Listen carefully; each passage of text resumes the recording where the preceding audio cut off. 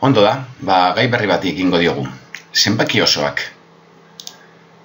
Zenbaki osoak, zenbaki arrunten ene multzoari, zenbaki negatiboak gehitzen badizkiogu, beste multzo bat lortzen dugu. Multzo horri matematiketan, zenbaki osoen multzoa esaten diogu, eta Z letrarekin izendatzen dugu. Hau da, guk orain arte ezagutzen genituen edo gehien erabili ditugun zenbakiak, izan dira zenbaki arruntak, bai, positiboak, bai. Zenbaki arrunt hauei negatiboak gehitzen badizkiogu, bai, beste multzo berri bat daukagu, bai, eta multzo berri honi dituko diogu zenbaki osoak. Hau da, zenbaki oso multzoa Z dituko diogu, bai, matematiketan Z bezala izendatzen da, eta dira zenbaki arruntak, hau da, positiboak, zeroa, eta positiboen pareko negatiboak, bai. Bale, orduan, adibide moduan, zer esan nahi dauka zenbaki negatibo batek, adibidez?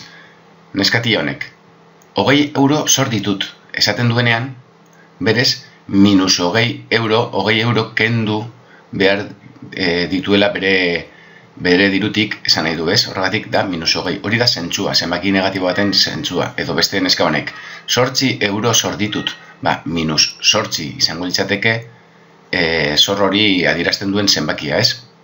Edo neska honek dio, dirurik ez, baina zorrik ere ez. Ez dauka dirurik, baina ez du ere ezer zor, beraz, 0. Bai? Izango litzateke adierazpen hori errepresentatzen duen zenbakia. Edo beste honek dio, 8 euro ditut. 8 euro ditut positiboa da, bai? Diru hori orduan plus 8 izango litzateke. Eta honek dioena 15 euro ditut, honek plus 15 zenbakiak adieraziko luke, bai? Ondi da, zenbaki osoak konparatu eta ordenatu ditzazkegu, ez? Eta normalean zenbaki osoak zenbakien zuzenaren gainean adierazten dira, bai, ordenean. Zerotik, hemen ikusten dugu zeroa, zerotik eskubira positiboa ditugu handitzen, bai, 1, 2, 3, eta zerotik eskerrea negatiboak txikitzen, minus 1, minus 2, geroz da txikiago, minus 3, minus 4, minus 5. Bale, goazen adibidetxo batzuekin, ulertzen dituzuen eta kapazareten ordenatzeko. Horretarako, ondoren baieztapenak egia ala gezurrak diren esatea nahi dut. Adibidez, zenbaki positiboak 0 baino handiago dira. Erantzun, egia ala gezurra da, zenbaki positiboak 0 baino handiago dira. Egia. Ai? Bale, beste bat. 0, zenbaki negatiboak baino handiago da. 0, zenbaki negatiboak baino handiago da. Egia, bai? Zenbat eta eskumarago zuzenean, are eta handiago direlako zenbakiak, bai? Beste bat. Zenbaki negatiboak, zenbaki positiboak baino txikiagoak dira. Zenbaki negatiboak, positiboak baino txikiago dira. Bai? Zenbat eta eskerrago daudenez, txikiagoak dira zenbaki negatiboak. Eta azkenengo bat. Beraz hau egia esan, bai. Azkenengo bat. Minus 9, minus 7 baino handiago da. Minus 9, minus 7 baino handiago da. Egia ala gezurra. Gezurra. Minus 9 eskerrerago dago. Beraz txikiago da, bai? Bale. Beste definizio bat. Zer dan zenbaki oso baten balio absolutua. Zenbaki oso baten balio absolutua, zenbaki horri zeinua kentzean geratzen den zenbaki arrunta da. Bai? Eta honela adierazten da. Bi marra zuzenen artean, adibidez.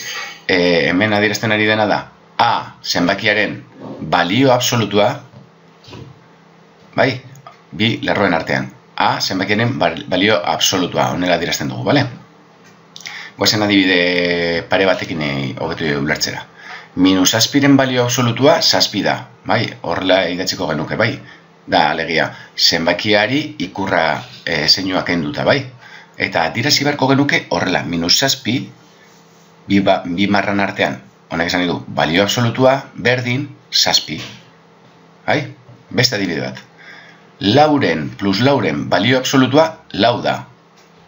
Hau da, adierazteko modua matematikoki plus lauren bi marren artean balio absolutua, berdin 4. Bale, beste definizio bat. Zer da zenbaki oso baten aurkakoa? Zenbaki oso baten aurkakoa balio absolutu bera, baina kontrako zeinua duen zenbaki osoa da. Adibidetxo batekin hobetu ulertuko dugu. 5 eta -5 zenbakiak elkarren aurkakoak dira. Bai, fijatzen bagara, 5en balio absolutua 5 da, eta -5en balio absolutua 5 da, bai. Baina kontrako zinua daukate. Beraz, kontrako zinua dutenean zenbakiak, eta balio berdina, balio absolutu berdina, aurkakoak direla esaten dugu, bai. Hemen ikusten dugun moduan, gure zuzenean, bai, zenbakien zuzenean, ikusten dugu, -5 eskerrera dagoen zenbaki hau da, 5, 2, 3, 4, 5, hause da, balio berdina daukate biek zuzenaren luzera 5-ekoa da, bai, baina bata negatiboa da, eta bestea positiboa da. Bueno, ondo ulertu duzuen ikusteko, ariketa batzuk egingo ditugu, bai. Badakizue aurretik, hemen azaldutako definizio guzti horien eskematxoa kuadernoan egin behar duzuela, eta ondoren ariketa hauek egitea nahiko nuke.